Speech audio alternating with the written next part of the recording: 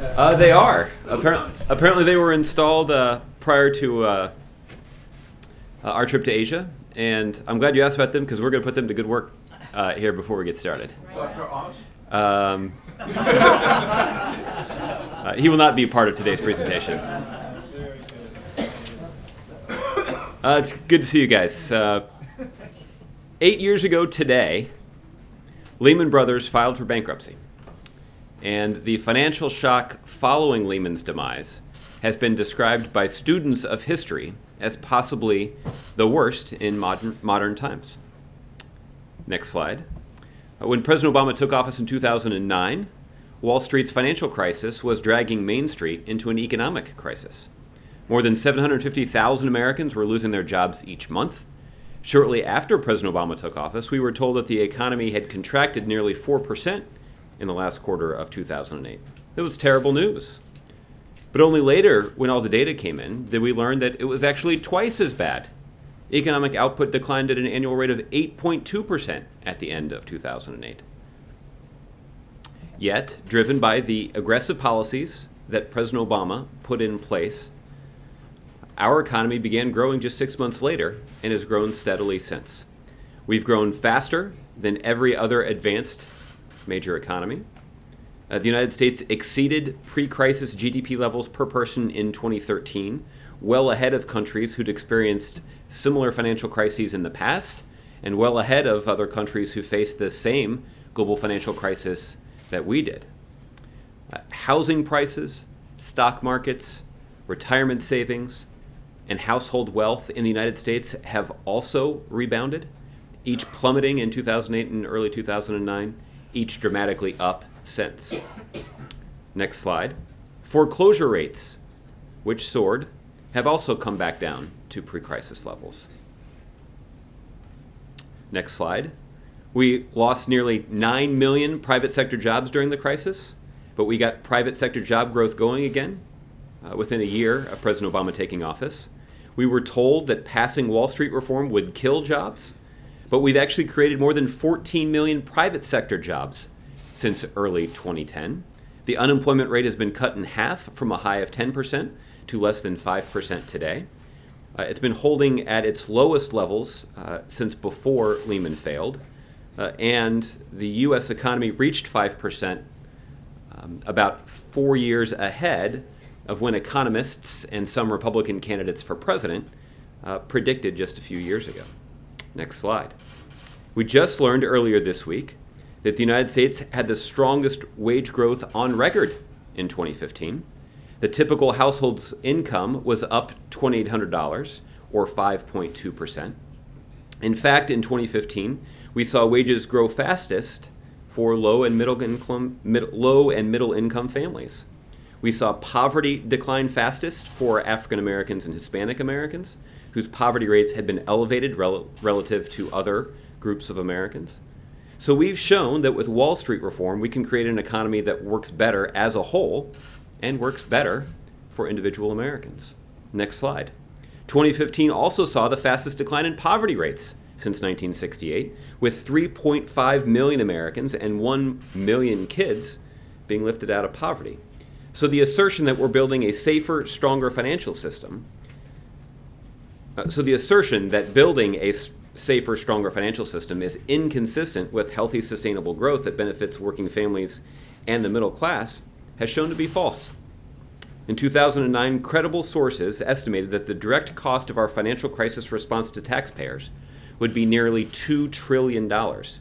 Every day we saw headlines about a $182 billion bailout of AIG or a $700 billion price tag on the TARP program. Yet what wasn't focused on was that those were loans or investments that were paid back over time with interest to the taxpayers. The U.S. government got all of the taxpayer money back we put into the financial system, and then some. So these investments generated a positive return for taxpayers across all of our financial crisis programs. We were told that deficits would skyrocket, but under President Obama's leadership, they've come back down by nearly 3/4, from 10% of GDP to around 3%. Even the Consumer Financial Protection Bureau, that has been such a strong watchdog to protect consumers from harmful practices is under assault by Republicans, despite having returned nearly $12 billion through enforcement actions to more than 25 million consumers who'd been harmed. Just the other day, I noted that that Speaker Ryan sent a tweet critical of the CFPB, right after it had shown exactly why it is so needed, by announcing a $185 million fine against a bank for setting up 2 million credit card and bank accounts that customers didn't ask for. This is just another example, as shown by the broader economic trends, of Republicans not letting facts get in the way of their attacks on policies like Wall Street reform that actually help build a stronger economy here in the United States and better supports the middle class and working families that President Obama is determined to fight for. So with that long intro on this anniversary day, we can go to your questions. Darlene, would you like to start? Thank you. I wanted to start by asking about Syria. Okay. The UN envoy there said today that there was a problem getting humanitarian aid to affected areas because Syria hasn't signed off on these permits that are needed for the convoys to start rolling in. Is the U.S. doing anything to try to help get those convoys rolling? And given that Syria has not yet granted these permits, does the White House think Syria is living up to its end of the ceasefire agreement? Well, Darlene, you have identified something that the United States continues to be deeply concerned about. I mentioned yesterday that despite the progress that we'd seen with regard to the security situation on the ground in Syria, we haven't seen the corresponding improvement in the flow of humanitarian assistance. And the chief obstacle to that has been the Assad regime. I can't speak to the bureaucratic impediments that appear to be preventing this badly needed flow of humanitarian assistance. But what I can speak to is the responsibility that the Russians have to use their influence with the Assad regime to get the humanitarian assistance moving. There are hundreds of thousands, if not millions, of Syrians who are in a desperate situation. And right now, the trucks that could bring them life-saving assistance are idling on the wrong side of the border. And that's the direct responsibility of the Assad regime and their benefactors in Moscow. So it's up to Russia to step in and... The crux of this agreement has always been about Russia demonstrating the capacity and the willingness to use their influence with the Assad regime to reduce violence and allow for humanitarian assistance to be provided.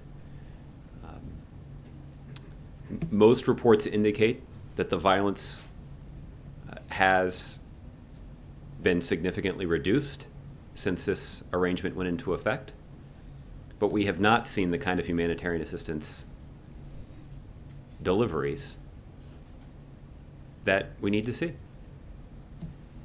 On another subject, Hillary Clinton is returning to the campaign trail later this afternoon. The question was asked of you earlier this week, and I don't think you had an answer, but do you know if the president has either spoken with her or otherwise communicated with her during the time that she was home recuperating? I'm not aware of any phone calls that President Obama has placed to Secretary Clinton in the last few days. And lastly, the president is addressing the Congressional Hispanic Caucus Institute dinner tonight. Can you give us a little sense of what he's going to say there?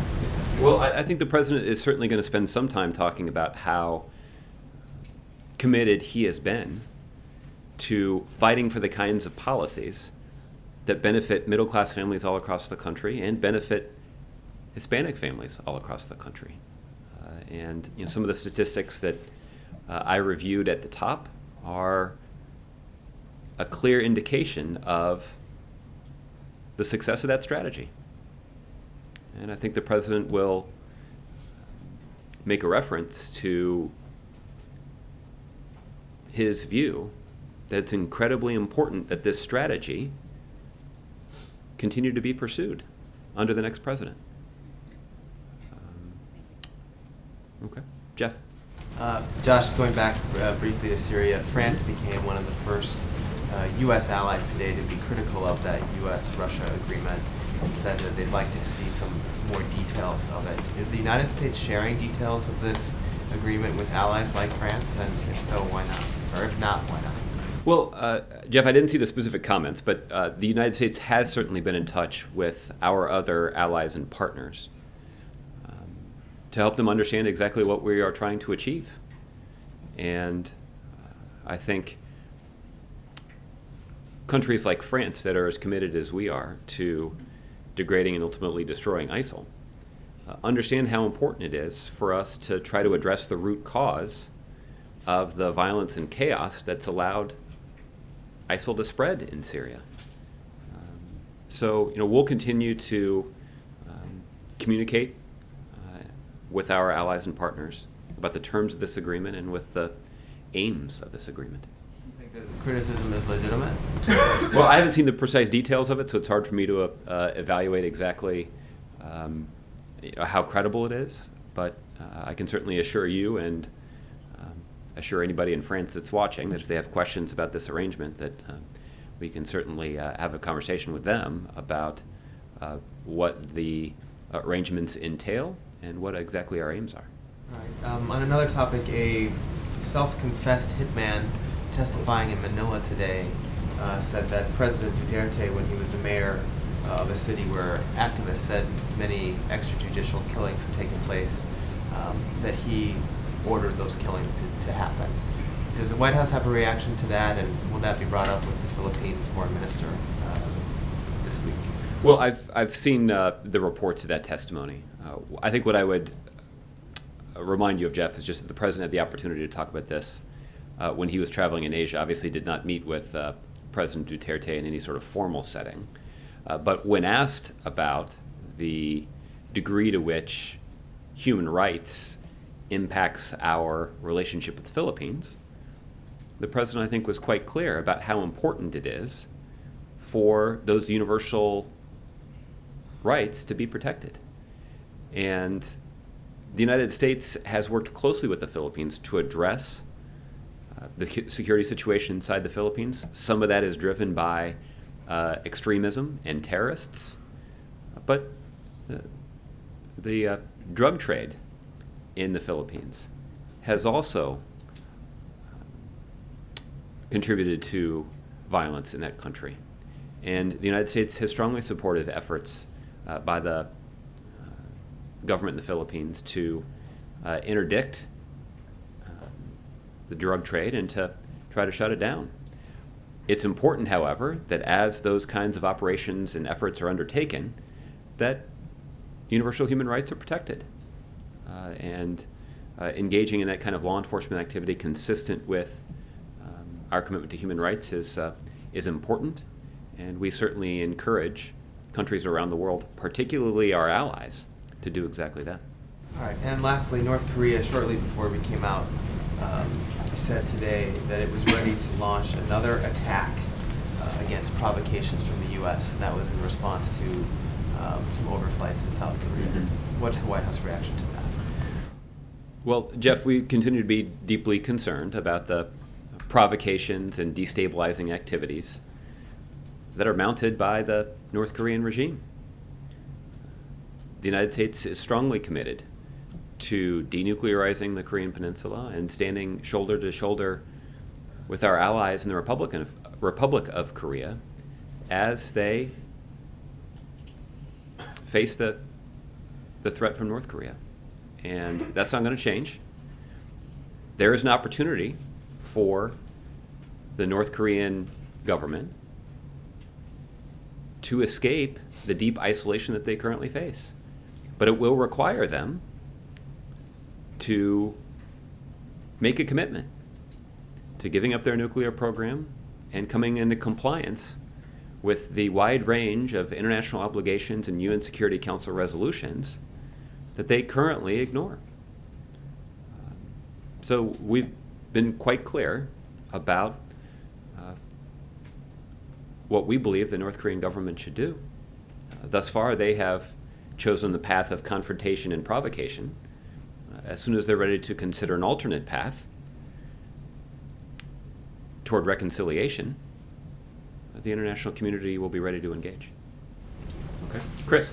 Josh, the ACC announced this week would file suit with the NCAA and cancel championship games in North Carolina as a result of the state's law that prohibits transgender people from using the restroom consistent with their gender identity. Hillary Clinton already spoke out in favor of the actions of the NCAA, but does the president agree that the actions of these organizations were the right thing to do? Well, obviously these individual organizations are making their own decisions. Certainly the president agrees with the values that were articulated by the leaders of both the ACC and the NCAA when they talked about their commitment to equality and justice for every American. When this issue first arose, I believe it was earlier this spring, I made the observation that this kind of legislation wasn't just contrary to the values that are held by a lot of Americans who do have a commitment to justice and equality. It's also inconsistent with a smart business strategy. And we have seen private sector businesses and athletic organizations announce their intent to take their business elsewhere, outside the state of North Carolina.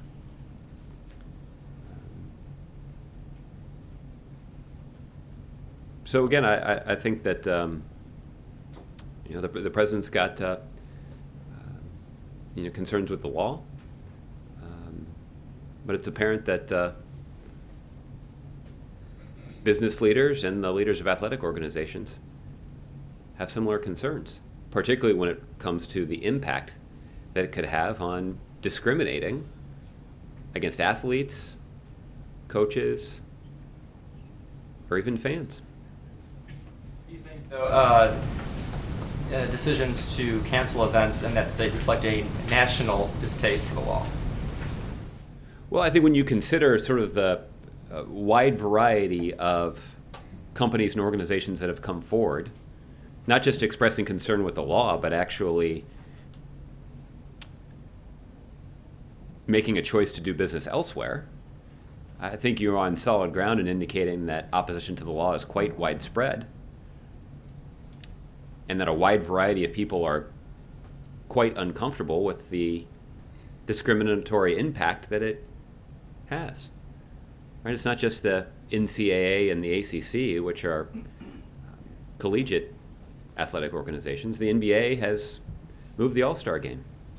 And any number of private sector companies have made announcements curtailing their footprint inside the state of North Carolina, again, concerned about the discriminatory impact that this law could have on their employees or their customers or even their fans. So, again, I think this is this highlights a potential consequence that we discussed in here the very first time I was asked about it. You haven't spoken with the president specifically about these actions this week about the law. In terms of when you say these actions, you mean the decisions that were announced by the NCAA and the ACC? That's right. I've not talked about that with him. I don't think we'd weigh in on the decisions that those kinds of private entities are making, but certainly they have described the kinds of values that are leading them to make those decisions, and those values sound a lot like the values that President Obama's been fighting for the last 8 years in the White House. Michelle? We made some points on the economy before we started, and we heard Donald Trump today say that his plans would have the economy growing at a rate of 4% a year, which has been disputed by some experts already. But is there anything that you would like to add to those kinds of promises? Because a lot of people hear him say those things. Well, I think I'll let others evaluate the proposals that are put forward by the candidates. I think what is clear is that President Obama has put forward and implemented a strategy that's been good for the American economy, that's been good for middle-class families, that's been good for reducing poverty, that's been good for shrinking inequality, and has been good for growing our economy, particularly when you consider that no other advanced economy in the world has performed as well as the United States has under President Obama's leadership. And all of that happened even though the United States was in the depths of the worst economic downturn since the Great Depression on the day President Obama took office. So, in terms of having a test case for evaluating the success of the strategy that President Obama put forward, I think we have a particularly good one, and the results speak for themselves. Okay, does the president this week plan on vetoing the 9/11 legislation? I don't have an update for you on timing, but the president does intend to veto that legislation. Okay, what's the level of concern that it could be overridden? Well, I think you don't have to have an advanced degree in math to understand the significant support that exists in the United States Congress for this bill. But the concerns that we have about this legislation are significant. And there are many members of Congress who are sympathetic to the argument. And I think the argument goes something like this. We have a system in this country for identifying, isolating, and even punishing countries that support terrorism. This process is actually one that is established by statute. This is a process where Congress and the administration work together to identify these countries and to isolate them. We believe that is a much more effective way for the United States to respond to state-sponsored terrorism and to prevent countries from giving in to the temptation to sponsor terrorism. That's more effective than a patchwork system of legal decisions that could cloud the clarity that is needed to forcefully respond to state-sponsored terrorism. So I think that's the nexus of that's the basic argument that we'd make. And I think there's a lot of sympathy to that argument on Capitol Hill, even if there are a lot of members of Congress who are a little intimidated by the politics. But that's not going to stop the president from taking a principled position and making a principled argument about the best way to protect the country and about the best way to protect the American people from terrorism. Well, that's what I'm getting at. The fact that so many Democrats support this bill, but the White House feels exactly the opposite. Those members of Congress couldn't be swayed.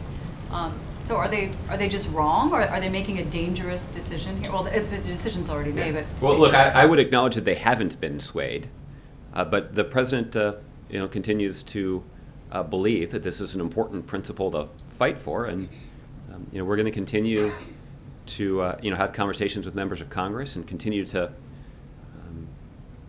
urge them to consider the most effective way for the United States to confront state-sponsored terrorism. We have a mechanism on the books that works well, that highlights effective cooperation among our national security agencies, the executive branch, and the United States Congress. That is a more effective system, we believe, than a patchwork system of judges that could, in some cases, arrive at different conclusions about the culpability of individual countries and their role in terrorist activities. Clarity is an effective tool. Identifying these countries has the effect of isolating them in the world. And that certainly has an impact on their ability to engage in terrorism or to harm the American people with terrorism. It also serves as a pretty effective deterrent for other countries that might be considering engaging in that kind of activity. You've often hit out at Republicans for playing Congress with some of their, playing politics with some of their pieces of legislation. So in this case, I mean, you'll speak to the sympathy that you say that there is on the Hill. So do you feel like in this case Democrats are being swayed or overrun by political pressures? Again, I think, look, in this case, there are a large number of Democrats and a large number of Republicans that have the same position. So I think you probably have to go ask them exactly why they've taken that position. I think I'm standing here articulating what is a principled position that the president has taken. And there is nobody here who is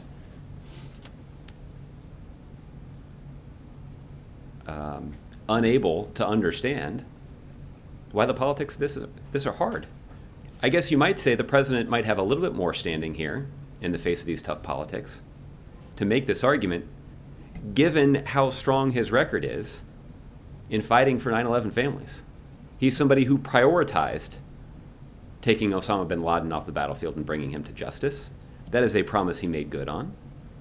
President Obama has been a leading advocate of ensuring that first responders to ground zero get the kind of support and health care that they need for the risks that they took to try to save their fellow Americans and to rebuild at the site of this terrorist attack. And President Obama has used the occasion of 9/11 over the last 8 years to speak powerfully and emotionally about how the families of those who are lost on 9/11 are a genuine inspiration to him and a testament to the resilience of this country. So, look, maybe that gives the president a little more latitude to take this principled stand, but hopefully we'll succeed in persuading some members of Congress to join us. So since this has passed, has the president himself reached out to members of Congress on this, and does he plan to? I'm not aware of any presidential level engagement on this at this point, but there have been extensive conversations between members of the president's national security team and leading officials on Capitol Hill. Okay? Alex. Senator Elizabeth Warren also marked the 8th anniversary of the financial collapse, but not with a PowerPoint. She did it by sending a letter to FBI Director Comey asking for the release of any documents related to the investigations into Wall Street's role in the financial collapse. Does the White House support the release of those documents? Is that something the American people deserve to have access to? Well, what the White House supports is Director Comey making the decision, independent of any sort of political influence, about the release of investigative materials. So I'll leave it to him to find the most effective way to respond to that question. I think what Senator Warren does, though, underscore in her letter is how important it is for us to learn the mistakes that were made in the past and to build a financial system and build safeguards into our financial system that won't put taxpayers on the hook for bailing out large financial institutions that make bad bets. That's what we've succeeded in doing in Wall Street reform. And there were many opponents of Wall Street reform who said they couldn't support the legislation because it would throw a wet blanket on the economy. They've been wrong.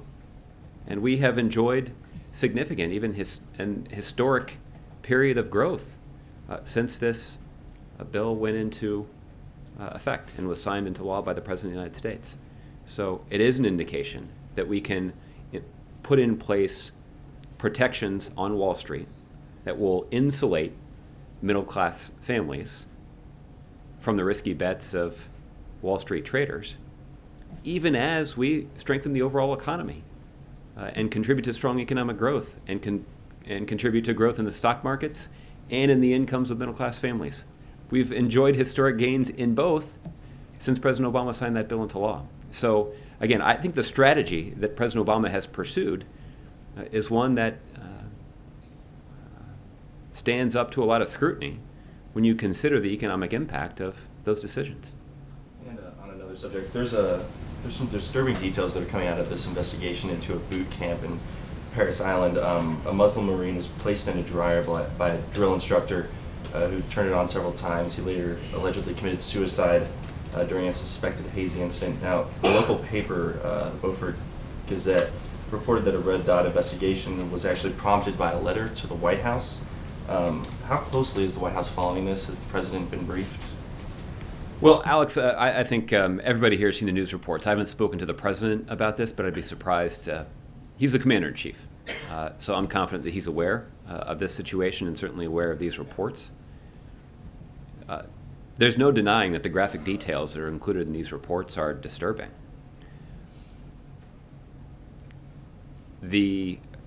United States Marine Corps has indicated a commitment to investigating exactly what's happened. And I know that they'll take appropriate action to conduct that investigation and to hold accountable those who are responsible for any sort of misconduct. I know the Marine Corps has already said with regard to this incident that they take all reports of misconduct seriously. Look, the men and women in the United States Marine Corps hold themselves to an extraordinarily high standard of personal conduct. And the vast majority of men and women in the United States Marine Corps do exactly that. That's all the more reason that reports of misconduct must be carefully and thoroughly investigated, and that's exactly what the Marine Corps is doing. And so is there any worry that this might be indicative of kind of a larger issue of the current climate with regards to Islamophobia or hostility towards the Muslim community? Well, I am confident that well, let me say it this way. Obviously, the Commander-in-Chief is quite concerned about making sure that those young Americans who sign up to serve in our armed forces are in many ways placed under his care. And he takes quite seriously the responsibility that he has as Commander-in-Chief in ensuring that recruits to the United States military are treated with dignity and respect and not subject to abuse and hazing, even as they undergo the kind of rigorous training that's required to meet the high physical and mental standards of serving in the United States military. So that is something that this Commander-in-Chief has certainly prioritized. I'm also confident that the leadership of the United States Marine Corps has prioritized this as well.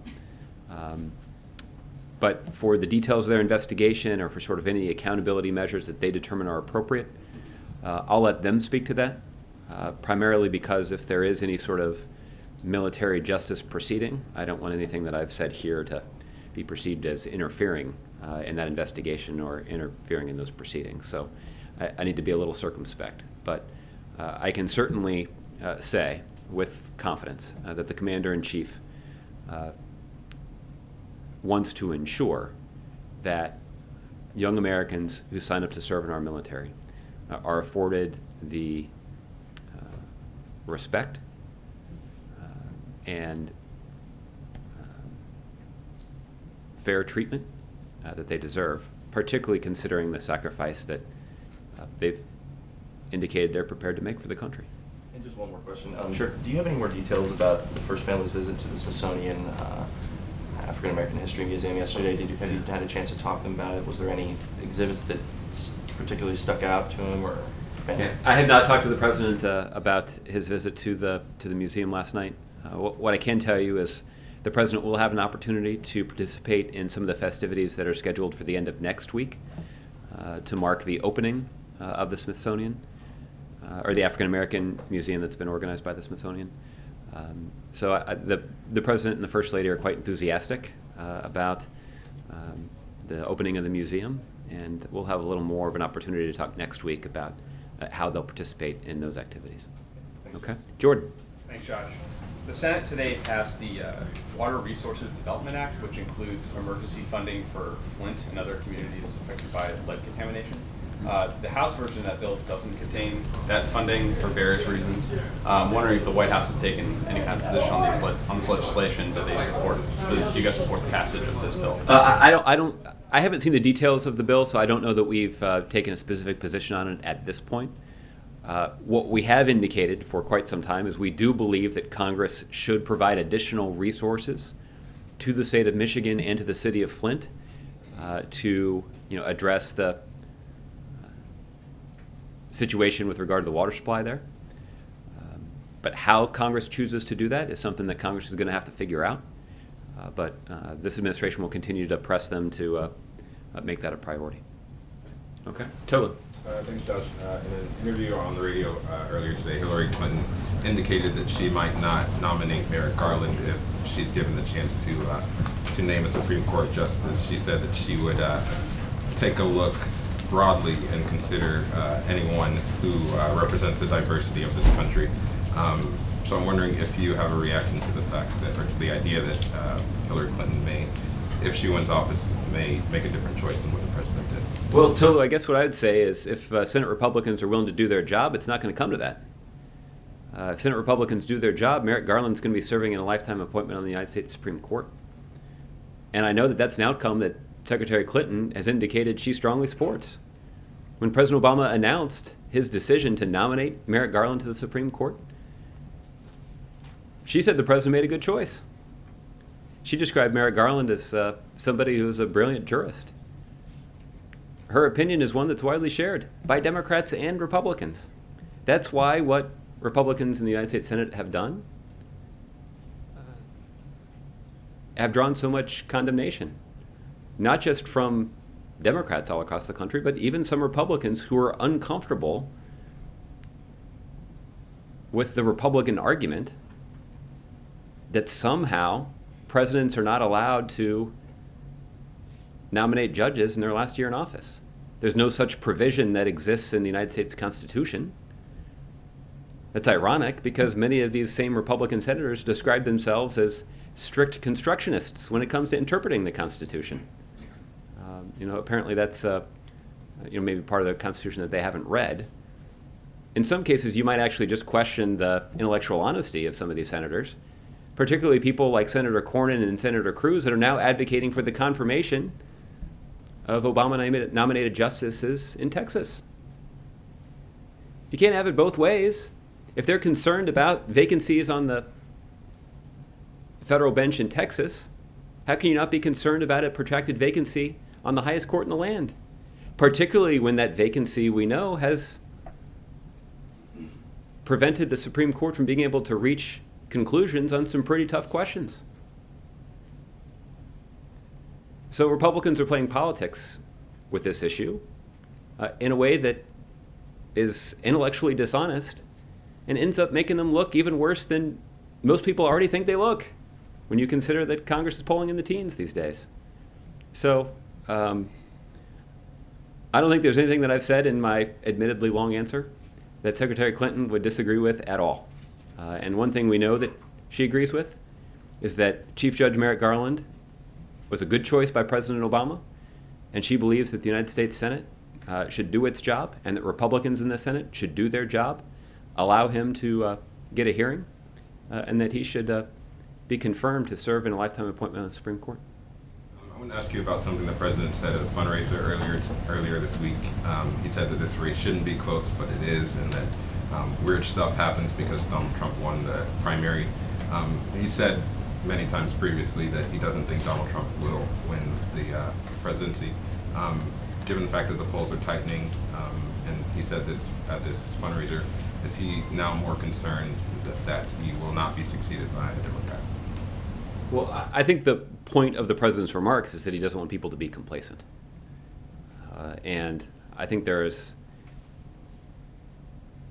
plenty of evidence that we can point to even today that give the president confidence that his earlier prediction will be correct.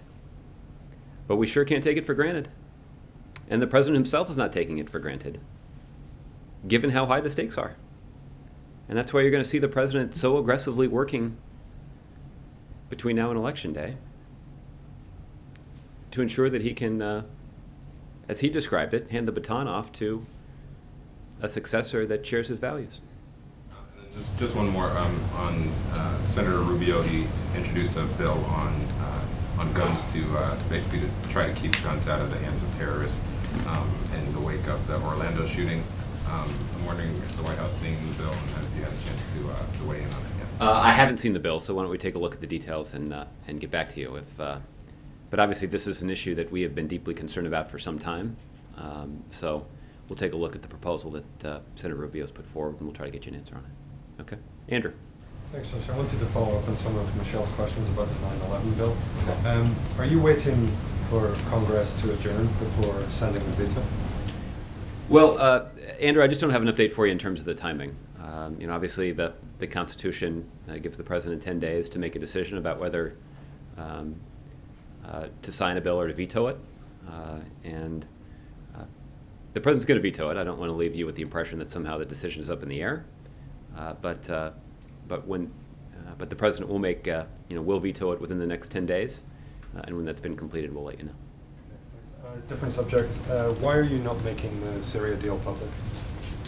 Well, I think that we've been quite clear about the details in terms of what the arrangement requires on both sides. Russians have made some substantial commitments. The United States has made some commitments with regard to the conduct of opposition groups that we support. And our goal here is to reduce the violence across the country, increase the flow of humanitarian assistance, particularly to communities like Aleppo that need it really badly. And our goal is to not take our eye off the ball when it comes to applying significant pressure against ISIL. And after we have seen a sustained commitment on both sides to the cessation of hostilities, then potentially we could start cooperating with the Russians and further escalate the tempo of strikes against ISIL and other extremist groups that are operating in Syria, including al-Qaeda's presence in Syria in the form of al-Nusra. You would acknowledge that sketching out those aims and sketching out the details is not the same as releasing the details.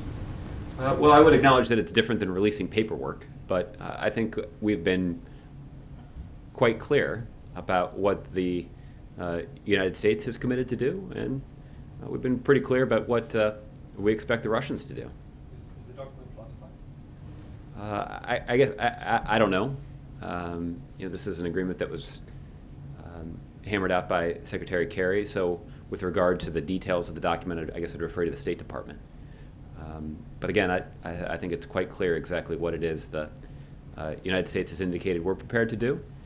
But we're going to need to see a sustained commitment on the part of the Russians to fulfilling their responsibilities before the United States provides the kind of military cooperation that we know the Russians would like to get. Okay, Ron. Given that nothing seems to be happening on the humanitarian front in Syria and that we have a clock ticking, so to speak, is the president personally engaged in trying to work this out so that this process moves forward? Well, I'm not aware of any phone calls or meetings that the president's convened on this, in part because the whole point of this agreement is to apply pressure to the Russians to get them to use their leverage with the Assad regime to reduce violence and to allow the flow of humanitarian assistance. So what's really needed now is not for the United States to live up to our end of the bargain. We're already doing that. What's needed now is for the Russians to live up to their end of the bargain and use their influence with the Assad regime to the extent that they're able to, because that may be the other thing that's revealed here. Maybe the Russians don't have the kind of influence with the Assad regime that they claim to have.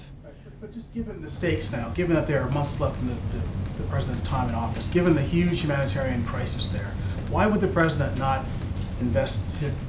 get invested personally in trying to make this thing happen now by applying more pressure on the Russians to exert the pressure that they can put on the Assad regime to get this done? Ron, we already have, because we have made clear to them that they're not going to get the kind of military cooperation that they would like, military coordination that they would like to get, until we start to see that humanitarian assistance start flowing. So we're applying maximum leverage. And again, it's going to be up to the Russians to deliver, and maybe they don't have the kind of influence that they claim to have. So this is why you've heard me say many times that that the Russians' credibility is on the line right now, and it is. And right now we're not seeing them live up to the kinds of the terms of the arrangement that they've agreed to. So, in as much as he spoke that the presidents met recently, you would not expect a need for a follow-up conversation now. And again, with the clock ticking, with this. I hate to use hyperbole, but the last chance, perhaps, for something positive to happen to resolve this, what we would all agree is a terrible situation. Well, listen, I think, there are a couple of things here. First of all, we have seen a reduction in violence. That is a positive outcome. There is a clearer path for the flow of humanitarian assistance as a result. That is a positive outcome. So, and what we're waiting is for the next step, which is the flow of humanitarian assistance to commence, and that just hasn't started yet. So, but there is pressure on the Russians to get it moving because we know the thing that they're most interested in, which is being able to coordinate their activities with the United States military. That's something that they can't brag about in the international community because they don't have it right now. And the reason they don't have it right now is because they are either unwilling or unable to use their influence with the Assad regime to guarantee the delivery of this humanitarian aid. At the Hispanic Caucus event tonight, any expectation the President and Secretary will meet, talk, I'm not exchange pleasantries? Yeah, that's certainly a possibility. There's nothing formal planned at all, but there's certainly is the possibility that they might see each other backstage. But there's been no discussion of trying to have a chat since we were beginning another moment in the campaign. No, I'm not aware of any attempt to arrange a formal meeting. The House passed this bill about basically blocking Gitmo transfers. Your reaction? The President's going to veto this, obviously, if it gets that far, if the Senate passes it? Yeah, listen, I think we've made a strong case for why the President believes it's in our national security interest to close the prison at Guantanamo Bay. Those individuals who are currently in the prison at Guantanamo Bay who cannot be transferred safely to other countries can be detained in the United States at a much lower cost. So we could save significant taxpayer dollars. Keep in mind, we already detain hardened, dangerous criminals in the United States. So this doesn't require us to do anything differently than we've already been doing. We've already been doing this kind of thing. And that's why the President believes that this is just a matter of common sense. He's not the only one who believes this. President George W. Bush advocated for the closing of the prison at Guantanamo Bay. National security officials who served in high-ranking positions in the Bush administration believe that closing the prison at Guantanamo Bay is in the best interest of our national security. Military officials who dedicated their lives to protecting this country have indicated that they believe that the prison at Guantanamo Bay should be closed and that doing so would enhance our national security. So the President and the bipartisan group of experts allied with him have made a powerful and persuasive case about closing the prison. And again, I understand the politics of this are tough, but when it comes to America's national security, at some point that should rate higher on the priority list than an individual's reelection prospects. And as the process continues to try and find places to transfer those approved for transfer, it is you have acknowledged that there are efforts to find new countries where some of these detainees might go to, in addition to the places where they've already gone to over the years. That is a possibility. I certainly wouldn't rule out that there might be countries who would be taking Gitmo detainees for the first time. But you're not acknowledging that there are currently negotiations, discussion underway with other countries to expand the possibility. I'm not going to talk about any ongoing negotiations. And just lastly, looking ahead to the United Nations next week, can you give us any kind of a preview of what the President's priorities are? This is arguably one of his last appearances on the world stage.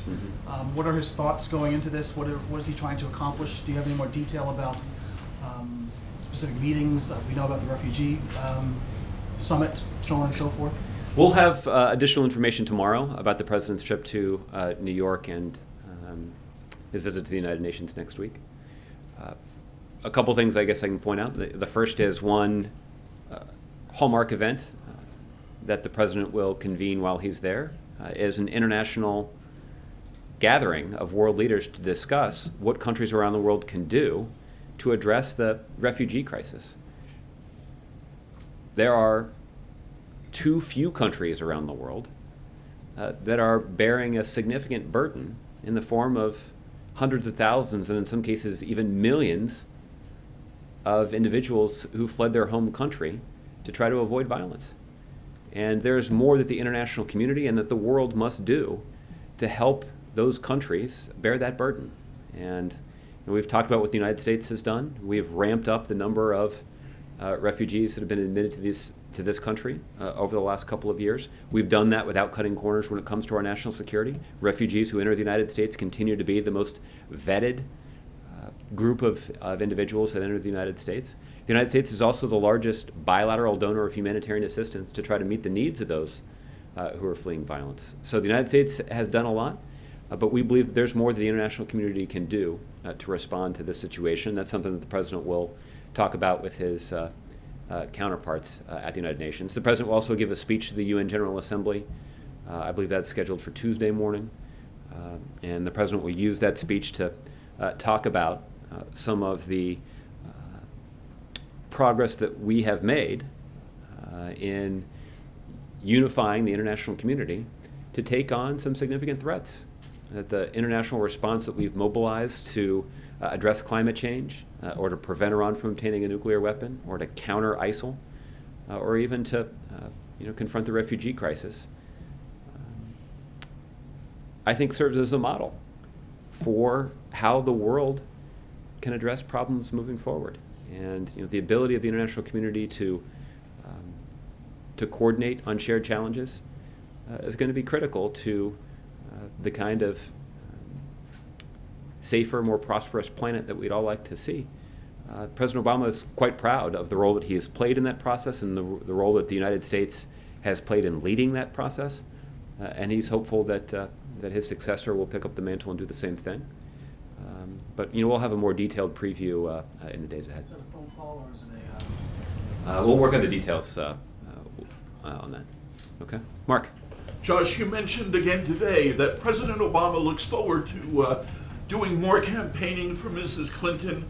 And last night at a campaign rally in Ohio, Donald Trump was critical of the president's campaigning. He said, "Why isn't he working instead of going out campaigning?" Can you respond to that?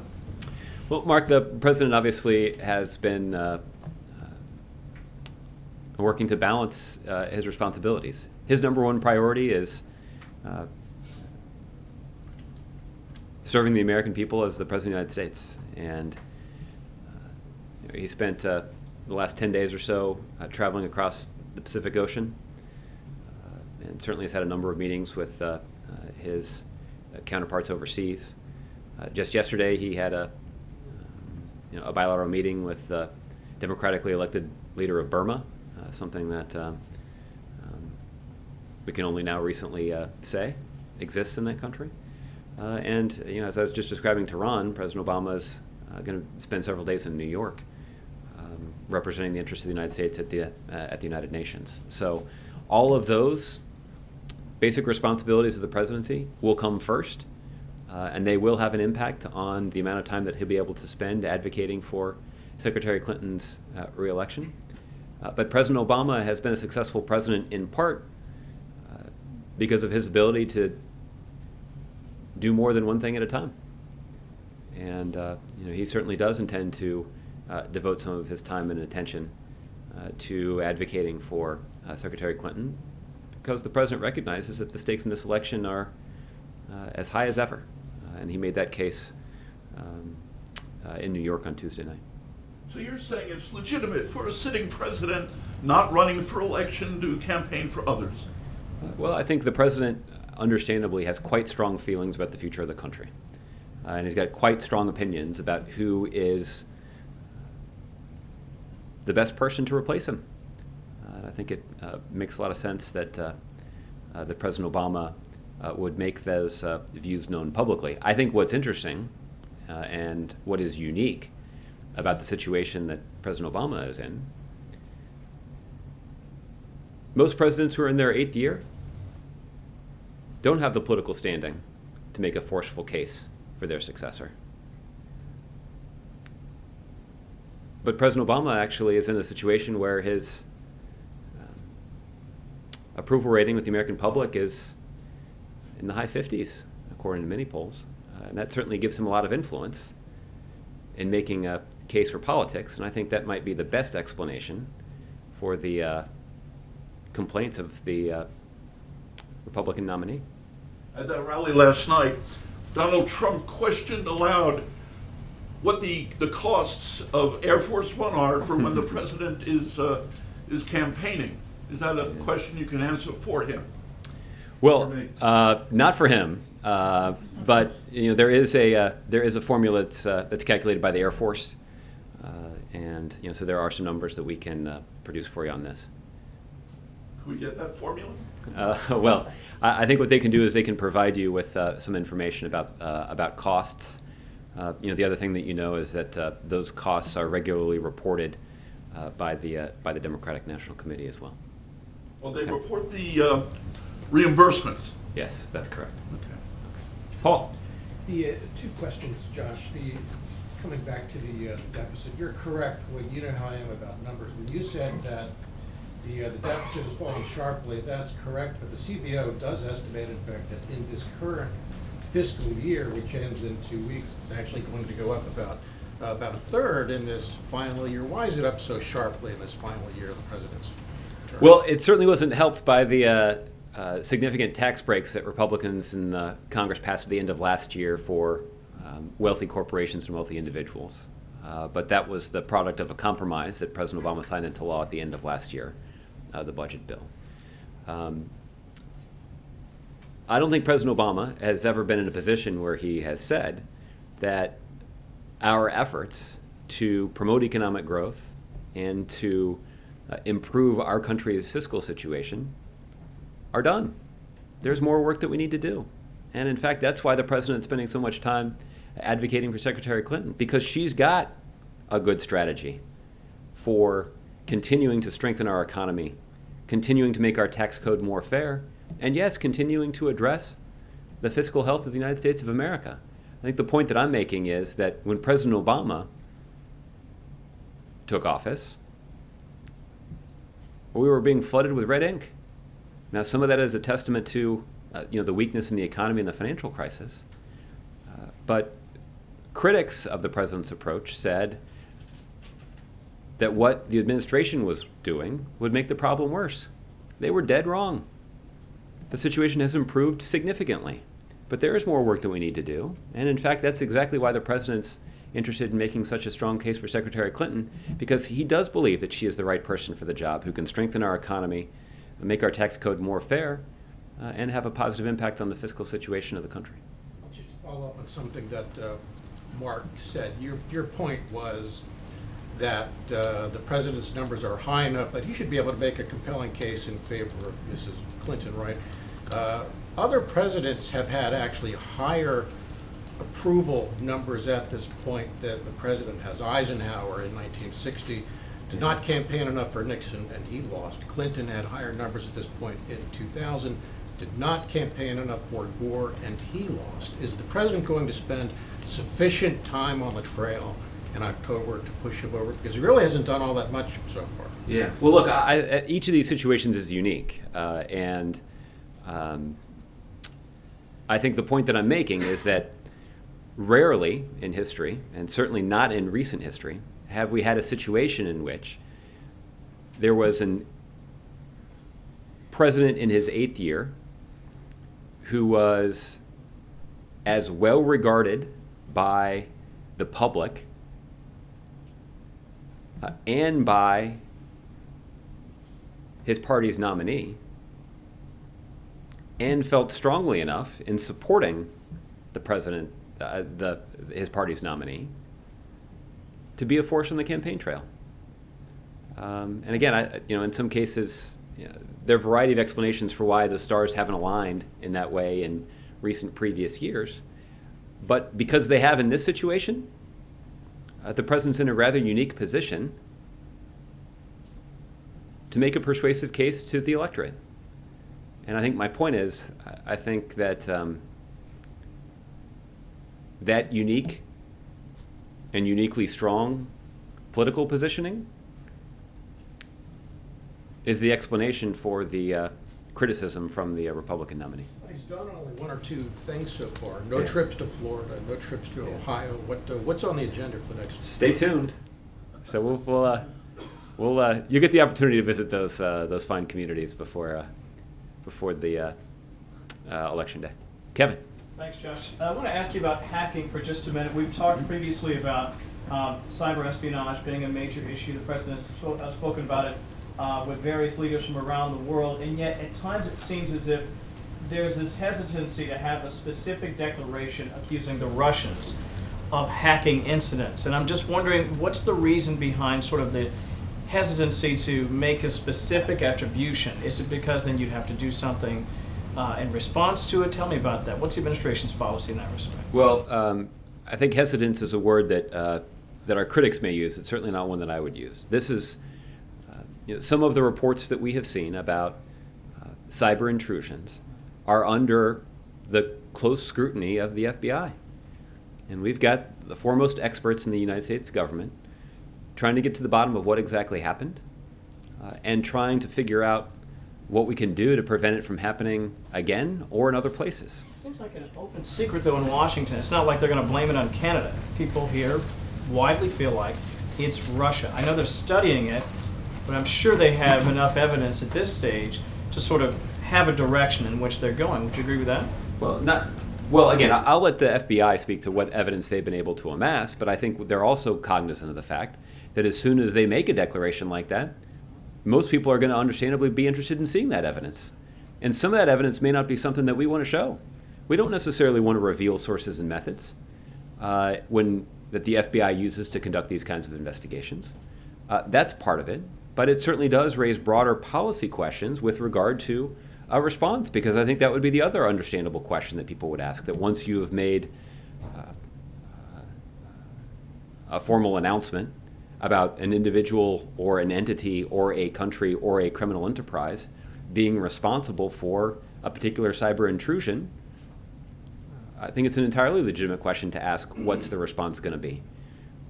And formulating an appropriate response in this area is something that the president and other policymakers have acknowledged is rather complicated. We're in unexplored territory here. And the president is quite interested in trying to establish international norms, rules of the road about what's appropriate and what's not, and also making a determination about what is an appropriate level of a response. The other thing about this, Kevin, that's relevant here is the United States also may be in a position where we want to respond, but not announce it in advance, or maybe not announce it ever. The president has acknowledged that the United States has substantial capabilities in this area, more substantial than anybody else's. So there are a lot of factors that go into this, but any sort of decision to reveal information about the investigation is going to come from my colleagues at the FBI. And any sort of decision to attribute the intrusion to an individual or an entity or an organization or a country is something that will be carefully considered by the president and his national security team in close consultation with the FBI, given the significant policy consequences that are raised by blaming someone. So that's the situation that we face right now. But there is this situation is one that has certainly attracted the attention of the U.S. government's foremost experts in cybersecurity, and they certainly, as you've seen, attracted the attention of the President of the United States. Let me circle back on the Dakota pipeline. We talked about it earlier this week, and you mentioned that the Army Corps of Engineers really was asking just a pause. We just want to take a closer look, in effect. The statement by DOJ, DOI, and the Army Corps effectively came right after a judge essentially said, go ahead and go forward with this particular project. What was the timing reasoning behind the ask for another delay? Well, they're not asking for a delay. They're actually going to pause the project. And why? Well, because I think they want to make sure. I think people across the country can understand that when the government's engaged in a significant infrastructure project near your house or near your property, I think we want the government to be rigorous about making sure that the interests of people who live in the area are carefully considered. And that's exactly what's happening in this. Yeah, but don't you think the judge went through all that? I mean, in the suit itself, I mean, in making that determination, it's not as if they didn't have lots of evidence that they looked at to ensure that the safety of this project could go forward. They looked at all the different evidence along the way. I'm just wondering why, after the judge said, nope, go ahead and go forward, the administration said, well, maybe it's worth another look. Actually, I think what the judge said is that you have the approval to go forward if you'd like. And what the Department of Interior and the Army Corps of Engineers committed to do is going above and beyond the legal requirements to make sure that the interests of people who live in the community were appropriately factored in. So, look, there are people in both parties who are committed to this idea of private property rights and making sure that the interests of private citizens and private landholders are factored in when the government's making decisions. And I would expect that people in both parties would be pretty sympathetic and actually quite supportive of the government's decision in this case to make sure that people who live in the area of this infrastructure project have had their concerns and their rights properly considered. Last one on that. When a petroleum group in North Dakota says this is another example of executive overreach, what do they have it wrong? Well, I haven't seen the argument, and I'm not really sure exactly how much merit it has. The truth is the administration is committed to a system that is focused on the interests of local communities. And that certainly is something that the administration has made a priority.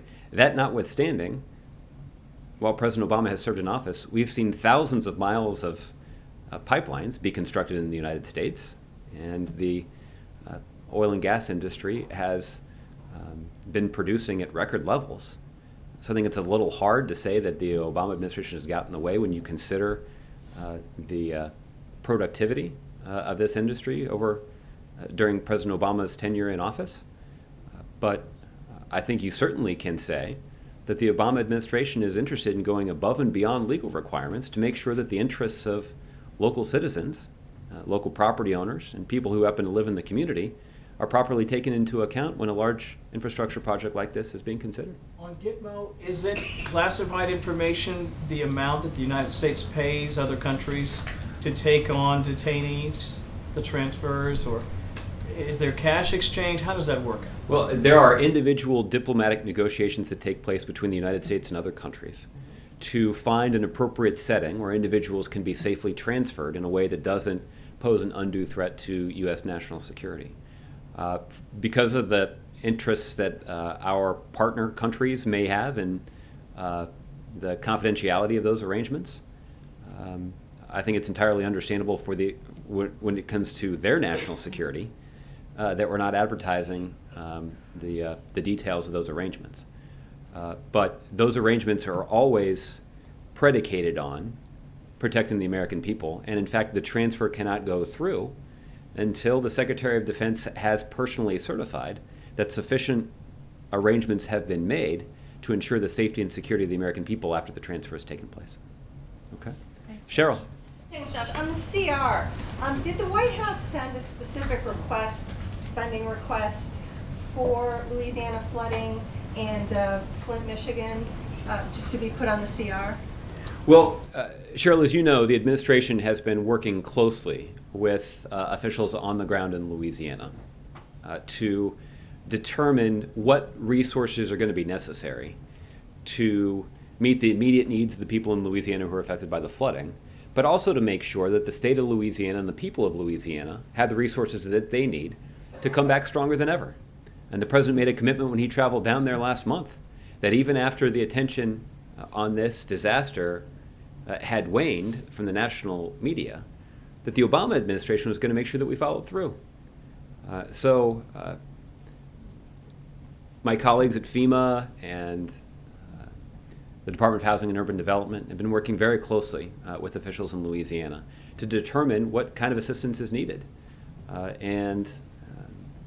The question I think really now for Congress is, are they going to be prepared to do what's necessary to help the state of Louisiana recover? The one thing that the people of Louisiana have going for them is that they've got a Democratic governor and a Democratic president who are firmly behind them and who are committed to making sure that they have the resources that they need to rebuild their communities and to rebuild their lives. The question now is, are the Republicans that they elected to represent them in Congress going to get the job done? And what they have going for them is Republicans are in the majority in Congress. So presumably, if those Republicans that they elected to represent them in Congress are effective, they're going to be able to prevail on the members of their own party to support legislation to rebuild those communities. If they do, they can count on the support of the Democratic president to sign that bill into law, and they can count on their Democratic governor to get the job done effectively. But there's a real open question when it comes to how effective their Republican representation in Congress is. But I guess the other thing they have going for them is that there's an election in about 8 weeks. So if they have concerns about how effective their representation is in Congress, then they'll have an opportunity to do something about it. So then I guess the question is, though, the delivery method. Should disaster funding be on the CR, or should it be on a later supplemental bill down the road? Well, again, that's something Congress is going to have to figure out. The president believes that they should get it done as soon as possible. And if they want to wait for a CR, do it separate from the CR, add it to the CR, whatever it is that they want to do, the president believes that Congress should get this moving and get it to his desk so we can sign it into law and we can start bringing some additional relief to the people of Louisiana who've been through a pretty tough summer. All right, Fred. Thank you, Josh. A few items. I want to ask about the situation in the House yesterday with the IRS commissioner. The House Republicans were going to delay. We're going to try to vote on impeachment yesterday. Then they delayed it. They're going to have a hearing in the judiciary next week. Is the president concerned about this? Is he angry about this at all? That the House Republicans are moving on Commissioner Koskinen? Well, Fred, for the president's views, he actually talked about this when he was up in New York on Tuesday. So we can get you a transcript of his remarks. And also, with regards to the Zika funding, if the GOP does not budge on the Planned Parenthood issues, spending on that, would the president be willing to sign a bill without that, or would he be willing to forego any additional Zika spending? Well, right now, the bill that the House has passed that includes a variety of ideological writers, including banning funding for Planned Parenthood and Confederate flags, that didn't pass the Senate. So the president certainly is not going to support a Zika bill that's freighted with a bunch of ideological writers, but it appears that's not going to get through the Senate either. But if it did, I mean, if the president But were it's willing, not. We've tested the proposition. Well, if the president were willing to, then the Senate Democrats would probably go along with it. I don't think that's really the way that Senate Democrats make their decisions. I think if our experience has shown us anything in the last few years, they've got minds of their own. And one more issue, and that would be there's been conflicting reports about whether the president's looking at doing a no first strike pledge with regards to a nuclear attack. Would there be any pause on that, given the kind of aggression that North Korea is showing with their test launches? Yeah. Well, Fred, I know there's been a lot of public discussion and speculation about this issue. I don't really have a lot of insight to share on any sort of public discussions that may or may not be going on inside the administration. Suffice it to say that the president has made important progress over the last 7 years in trying to realize his vision of a world without nuclear weapons. And the president's going to keep fighting to make progress in that direction until his last day in office. Okay? John Bennett. Thanks, Josh. On Tuesday, the president talked about criminal justice reform getting done in the context of the next president and the next Congress. Has he concluded that this just isn't going to get done before January 20th? No, the president is determined to continue to press Congress to seize the common ground that exists. There's bipartisan support for criminal justice reform. There are conservative Democrats. There are conservative Republicans and progressive Democrats, both of whom have forcefully articulated their view that we need to reform our criminal justice system to make it more fair and more just. So, unfortunately, this is an issue that's gotten bogged down in the kind of dysfunction that's not served the American people very well. And the president's been disappointed by that. But the president is going to continue to urge members of Congress and is going to continue to urge people in both parties that have influence over members of Congress to encourage them to make this a priority and try to get this done. And the lives of millions of Americans can be improved if we can implement some of these reforms. That was a different way he described when it would pass. He talked about the need to elect Democrats so that it would pass. Why the change there? Well, listen, the president strongly supports bipartisan criminal justice reform, but we haven't seen as much progress on that as we'd hoped we would see at the beginning of the year. So I think the point is that if it doesn't get done this year, the president is hopeful that the next Congress will be one that includes more people who are supportive of those reforms. And in most cases, that means electing Democrats. Okay? Yes, ma'am. Thank you. My name is Lori Lewis. I'm with Talk Media News. But, sir, so the Office of the Director of National Intelligence, back to Guantanamo for a moment, released its latest report today.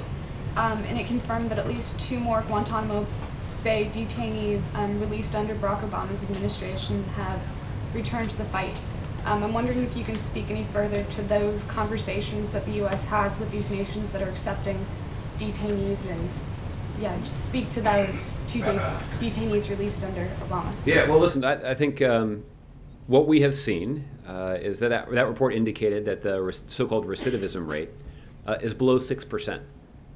And that's an indication of how rigorous the process is when we are negotiating with other countries around the world to take these detainees and impose requirements that don't put the United States or the American people at risk. One of the things that I think is true is that I do think this is a good illustration of how bankrupt the argument is on the other side. Over the weekend, former Vice President Cheney, not one to miss out on opportunity to make a political argument out of 9/11, published an op-ed in a British tabloid, appropriately enough, criticizing the president's support for closing the prison in Guantanamo Bay. And in that op-ed, he identified at least 2 individuals who he said were a good illustration of why he opposed closing the prison. He said these were 2 individuals who used to be in Guantanamo Bay and had been released and had returned to the battlefield and posed a risk to the United States. He left out 2 key facts, at least 2 key facts, in his op-ed. The first is he didn't note that those 2 individuals that he named in the op-ed were individuals who were released while he was sitting in the vice president's office. He also didn't note that those 2 individuals were taken off the battlefield while Barack Obama was sitting in the Oval Office. So I think that's a pretty good illustration of the wisdom and strength of the approach that President Obama has taken when it comes to closing the prison at Guantanamo Bay. All right? Thanks, John. John Decker, I'll give you the last one. Thanks a lot, Josh. I just wanted to get your state of the campaign midway through September. The president up in Philadelphia, as you know, on Monday, and you were intimately involved in the president's campaign for president back in 2008 and also in 2012. Would you acknowledge that the level of excitement that existed for President Obama when he was campaigning for president in 2008 is not there right now for Hillary Clinton and her run for the White House? Well, I think that requires a lot of polling analysis that I'm not prepared to do. Your feel for the campaign, because you were on the ground floor. You understood what it was like in 2008. You understand that excitement. And I'm curious as to whether you see this right now for Mrs. Clinton. I'll regularly warn people of drawing conclusions about the feeling on the ground in assessing the state of the electorate when they're inside the District of Columbia. I think people who are serving on the ground in battleground states like North Carolina and Florida and Arizona and Georgia are in a much better position to evaluate just the excitement and enthusiasm and organization that exists on the ground in support of both candidates. And I know that some of the people that I worked closely with on the president's campaign in 2008 are also intimately involved in Secretary Clinton's campaign. So they may be in a better position to try to assess for you, what kind of excitement and enthusiasm they're seeing out there on the campaign trail. I can tell you that that President Obama is both quite personally excited about this race, and I think he conveyed that pretty persuasively in his remarks. And I think anybody that was at his event on Tuesday in Philadelphia would note that there was just a lot of enthusiasm for him and for his speech in that crowd. But I know that a couple of times he was interrupted with chants of the name of the Democratic nominee. So I think that's an indication that that crowd was, to borrow a phrase, pretty fired up and ready to go. And hopefully we'll see a lot more of that over the next 7 or 8 weeks. Thank you. Thanks, everybody. We'll see you tomorrow.